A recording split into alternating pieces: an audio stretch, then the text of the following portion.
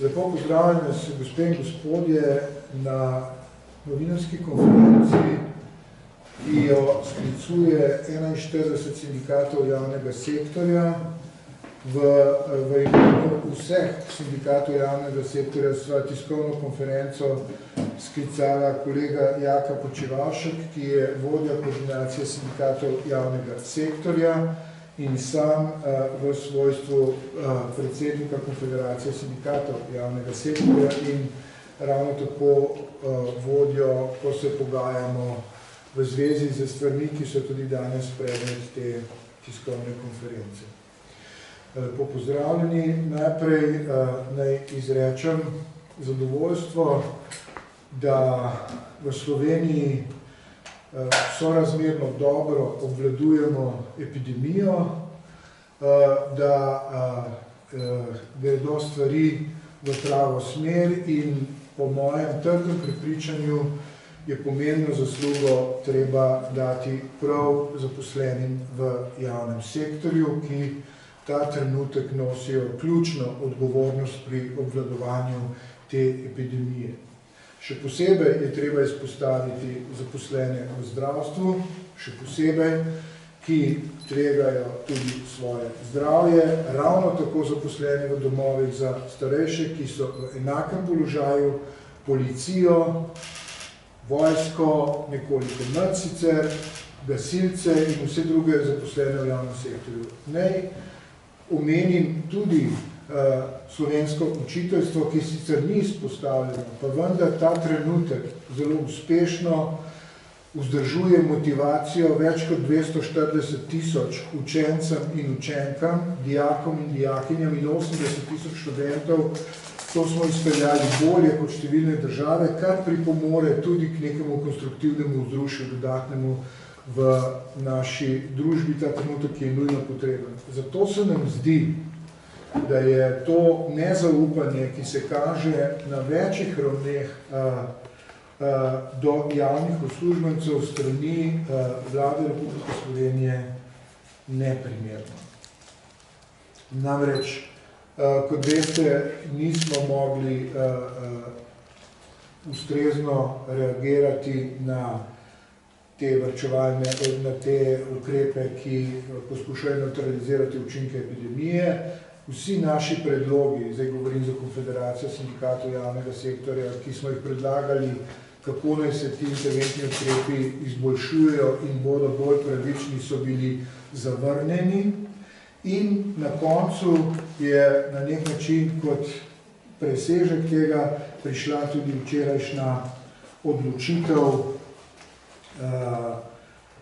Komisije za razlago kolektivne pogodbe, ki po našem trdnem prepričanju presega, tako da se to vidi iz letala, poudarjam, presega pristojnosti te komisije in je z preglasovanjem, kar sicer ni nezakonito, vendar mimo interesa zaposlenih v javnem sektorju, predvsem teh skupin, ki sem jih omenjal na začetku, uveljavila interpretacijo tega dodatka, ki je ta trenutek tako aktualen za tveganja, ki je po naši presoji šel preko vseh pristojnosti te komisije. In glede na to, da je vlada, da so vladni predstavniki v tej komisiji skupaj z predsednico proti volji zaposlenih izsilili to interpretacijo, ki je po naši presoji presega pristojnosti komisije, mi tudi ne zaupamo več predsednici te komisije, ji odrekamo zaupanje in pričakujemo, da bo predsednica te komisije odstopila. Naj še enkrat poskušam nazorno pokazati, zakaj je šlo. Namreč to tolmačenje tega, kdo je upravičen do dodatka, ki ga dobijo ljudje, ki delujejo v času in prostoru, kjer je epidemija, je zdaj z razlago te komisije napisano tako, da ima delodajalec popolnoma enostransko, arbitrarno pravico, da sam pokaže s prstom na tistega, ki se njemu zdi, da je izpostavljen takim tveganjem, ne da bi bilo to v čemerkoli objektivno opredeljeno. In ker ni za to nobene podlage v kolektivni pogodbi za javni sektor, poudarjam, je s to razlago prišlo do posega v samo kolektivno pogodbo, v njeno vsebino, ne da bi se sindikalna stran s tem strinjala. In vsebino kolektivne pogodbe lahko spreminjata samo podpisnici pogodbe, to bosta Vlada Republike Slovenije na eni strani in sindikati javnega sektorja na drugi strani. Komisija si je vzela to pristojnost, zlorabila, bom rekel, svoje pooblastila, ki gredo zgolj do razlage tistega, kar piše v kolektivni pogodbi, ne pa, da se ustvarja nova resničnost, je pač posegla v ta, bom rekel, absolutno nedotakljivo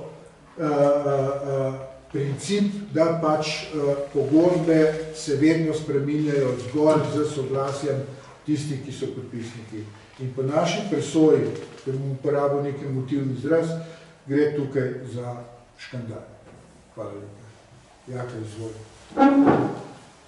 Ja, lepo pozdravljam tudi v imenu sindikatov, ki delujejo v pogajalski skupini reprezentativnih sindikatov javnega sektorja. Tudi sam bi se želel na začetku zahvaliti vsem javnim uslužbencem in tudi zaposlenim v zasebnem sektorju, ki v teh dneh v času epidemije delajo, opravljajo svoje delo in s tem pripomorejo k temu, da naša družba tudi v teh izrednih razmerah deluje. Tudi mi smo seveda ogorčeni in zgroženi nad včerajšnjo odločitvijo komisije, ki se je na nek način s tem simbolično na povsem drugačen način zahvalila javnim uslužbencem za njihov prispevek k delovanju naše države v tem času. Vzela si je to pristojnost, da je po našem prepričanju velikemu številu javnih uslužbencev dejansko odvzela pravico do dodatka za delo v rizičnih razmerah in to je storila na način, da so vladni predstavniki skupaj z odločilnim glasom predsednice komisije preglasovali sindikalne predstavnike in sprejeli razlago, ki pomeni popolno arbitrarnost pri določanju tega dodatka, možnost neenakih praks, neenake obravnave javnih uslužbencev in si je s tem tudi uzurpirala pristojnost za spreminjanje vsebine kolektivne pogodbe za javni sektor, za katero so pristojne zgolj stranke kolektivne pogodbe, to so torej na eni strani vlada, na drugi strani sindikati javnega sektorja. En namen in naloga komisije je razlagati nejasne določbe kolektivne pogodbe. Njen namen ni presojati o upravičenosti posameznika ali skupin posameznikov do določene pravice iz kolektivne pogodbe, to je pristojnost sodišča. Pristojnost komisije za razlago tudi ni presojati o morebitni pravičnosti ali primernosti posamezne rešitve v kolektivni pogodbi. Takšna presoja, morebitna sprememba kolektivne pogodbe je pridržana strankam kolektivne pogodbe, kot rečeno v tem primeru vladi in sindikatom javnega sektorja. In predmetno določilo, ki ga je razlagala komisija, je po našem prepričanju jasno in ne potrebuje nobene dodatne razlage. Zato smo prepričani, da je komisija s tem dejansko presegla svoja pooblastila, posegla v besedilo kolektivne pogodbe in jo spremenila, brez da bi imela za to kakršnokoli pravno podlago.